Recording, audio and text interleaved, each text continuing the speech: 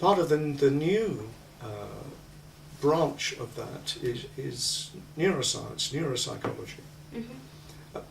That's still very, very early days yet. We don't really understand a great deal in detail about how the brain works in music, but we're getting, each day, each week, each year, we're getting more and more information. And where we are at the moment is we need to be able to join up some of these studies which are looking at a micro level, looking at different regions of the brain and how they're interacting with each other, with bigger psychological studies which are looking at more complex behaviour, the actual behaviour itself as people engage with music. The challenge for music education is that music education is an applied social science.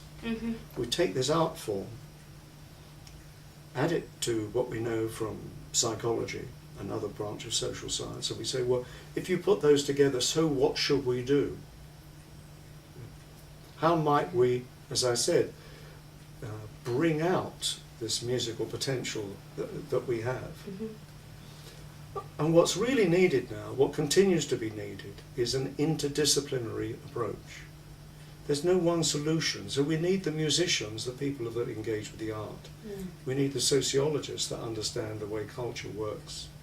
We need the psychologists that understand what it is to be human and those kind of behaviours and where they come from. And we need the neuroscientists also to begin to join some of those things up. And it's only when all of these people are working together as a team that we will eventually be able to move significantly forward. Because education, this science of pedagogy, we need to understand the nature of the people. We need to understand what happens if we do this, what's likely to happen. If a teacher says this or does this or makes this resource available, what is likely to happen? It won't always happen, because the nature of, as I said, human engagement is each individual is unique. They construct their own world. So music is a dialogue, it's a communication, it's an activity, it's a process, it's not a thing. It's alive, it's constantly moving. And we need all of these different professionals to come together to keep talking at it, to work as a team. Slowly this might happen, but it's too easy for people to be isolated in their own community.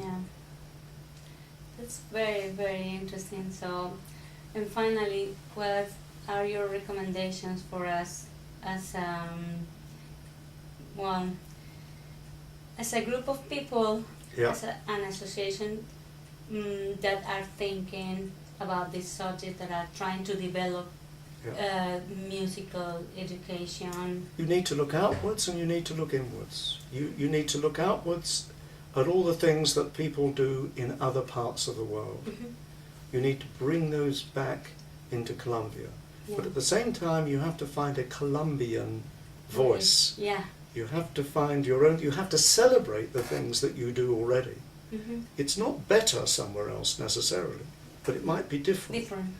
And you need to bring in the difference to understand where you are and what you might do from all of these possibilities.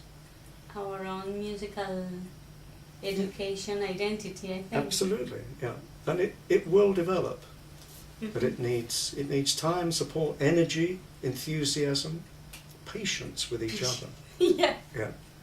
There are no solutions, but there are better or worse ways of doing things. That's very interesting. So, thanks, Graham, for all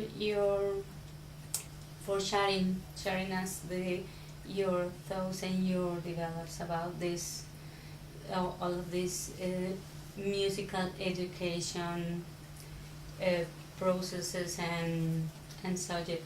So many thanks. It has been so inspiring for us. I know that it will be very well received. So many thanks. Okay, my pleasure. And we hope to Yeah, and bring I you. wish you every success in Colombia. Oh, thank you. We need it. We hope to bring you there. We hope to have you. It would be a there. great pleasure. Oh, thank you. Yeah, well done. All right. Thank you very much. Thank you.